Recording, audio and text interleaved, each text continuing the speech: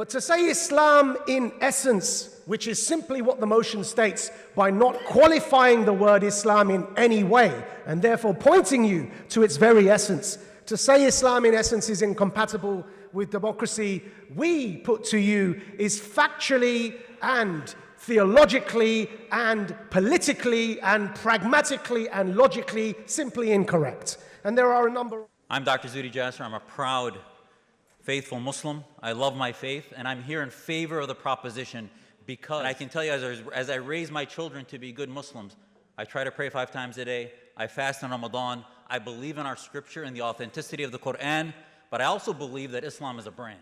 Now hold these up, and what do we now know about these Qurans? Maajid says there's nothing. Now Maajid, do all these Qurans agree with each other? No! I believe in our scripture and the authenticity of the Quran. Are there 2 Qurans that agree with each other? No! I believe in our scripture and the authenticity of the Quran. Is there even one Quran that agrees with the Quran we have here today? No! I believe in our scripture and the authenticity of the Quran. Then Islamophobes come back with the claim that, well, you know, this is Taqiyya. You know, you're not telling the truth. You're trying to deceive us. So what is Taqiyya? You know, for a long time, I didn't even know what that was. Yes. And many of our Muslim viewers will be asking, what is that? Yes. Basically, the term Taqiyya is an Arabic term, obviously, and it comes from a root word which means to be careful. So some Islamophobes now are looking at that and saying, okay, well, this is characteristic of all Muslims, and it's not only Shiite Muslims, but let's look at the Quran. The Quran itself prescribes this. And there is no actual verse of the Quran that actually prescribes this. In chapter 3, verse 28 of the Quran, we read, "Let not the believers take disbelievers for their friends in preference to believers. Don't take unbelievers as friends unless it's to guard yourselves against them." Notice that this verse has nothing to do with pretending you're not a Muslim. It's about pretending to be friendly when you don't really want to be friendly. Let's read the most respected Muslim commentary in history on this verse. Tafsir of Ibn Kathir on chapter 3, verse 28 of the Quran. Allah prohibited his believing servants from becoming supporters of the disbelievers or to take them as comrades with whom they develop friendships rather than the believers. Allah warned against such behavior when he said, "And whoever does that will never be helped by Allah in any way," meaning whoever commits this act that Allah has prohibited, then Allah will discard him. Allah will discard a Muslim who has a Jewish or Christian or pagan friend. But we've already seen that there's an exception. Ibn Kathir continues, "Unless you indeed fear a danger from them," meaning except those believers who, in some areas or times, fear for their safety from the disbelievers. In this case, such believers are allowed to show friendship to the disbelievers outwardly, but never inwardly. For instance, al-Bukhari reported that Abu ad-Darda said, "We smile in the face of some people, although our hearts curse them, although our hearts curse them, although our hearts curse them." Al-Bukhari said that Al-Hasan said, "Taqiyya is allowed until the day of resurrection." Abu ad-Darda, one of Muhammad's companions, said, "We smile in the face of some people, although our hearts curse them." That's how Muhammad's companions understood Taqiyya. There is no actual verse of the Quran that actually prescribes this. There are, by the way, no less than 12 verses which say that a Muslim is not the friend of a kafir. Now let's turn to the hadith. Mohammed, who will kill Kabb bin Ashraf, who has offended Allah and his Prophet? A Muslim, I will, Mohammed. Would you have me do so? Yes. In order to kill him, I will need to deceive him. May I do that? Mohammed, yes. So, the Muslim deceived Kabb bin Ashraf and he did kill him.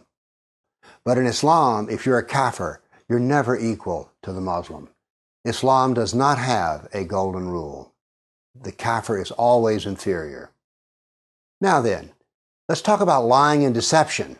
First, let's start with the fact that Allah has 99 names, and one of those 99 names is He is the best of deceivers.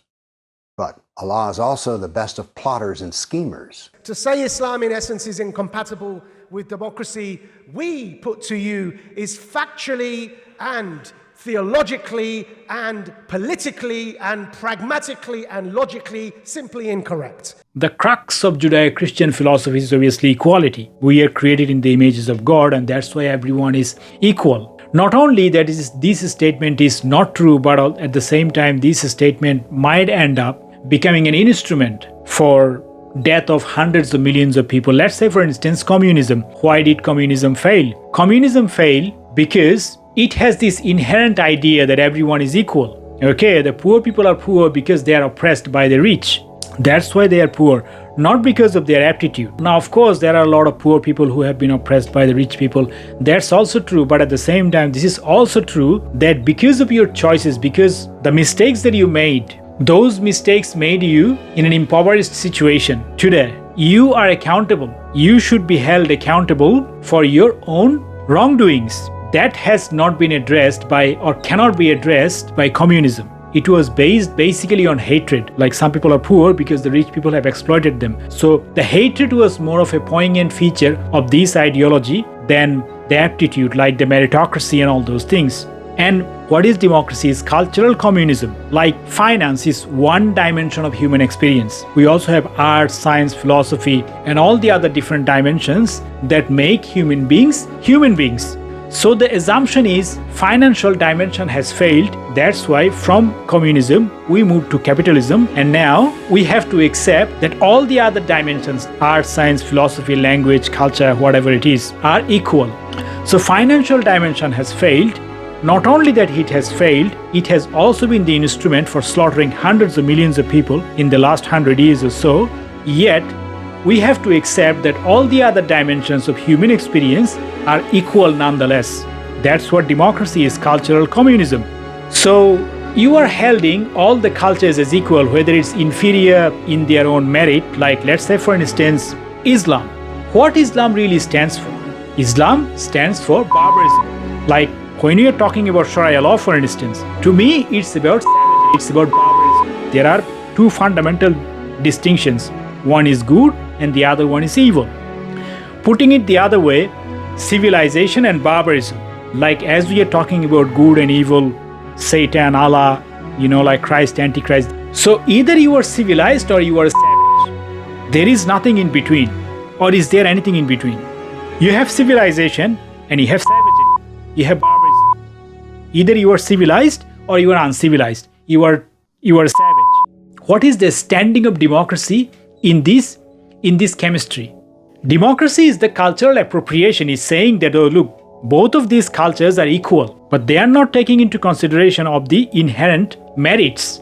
And their position is absolutely clear that when a Muslim is talking about Islam, that we're gonna put Sharia law, into the practice to the entire world, they are essentially saying that, oh, look, this is what we stand for. We have a book, and our book tells us that you do this, and that's what we are standing for. We are standing for savagery. We are standing for barbarism. But when you are coming from a Judeo-Christian culture, you are saying that we stand for freedom. Can you stand for freedom supporting the Judeo-Christian philosophies? That's fundamentally the question. We have seen the outcome of communism. One flawed idea of equality, what it has done to humanity. If communism is an idea of equality, how it has tainted the world with blood, we have seen it. But the other equality, the equality that comes from democracy, we are yet to see the devastation this is going to cause all around the world. Now that we are getting familiar with all the no-go zone, let's take into consideration of the Gaza incident, 7th of October. Is this going to be a template that something comes out of a particular area? Like, we are seeing this repeating right now in Bangladesh, for instance. So what is the template that we have to follow? That a bunch of savages will come out of a piece of land, and then the other party, in this case Israel, they have to go and bomb the whole place. Because there are terrorists, they are hiding behind children. How are you going to separate them? There are radicalization that is happening among the common people, among en masse. It's not just one or two people here and there. This radicalization is happening en masse. So right now, what can you do? You have to bomb the whole place. Is this the template that is going to be played out all over the world? And who should be held? If God forbid, if that becomes the template, who should be held accountable if not democracy, if not this flawed idea of equality? What else should be held accountable for it?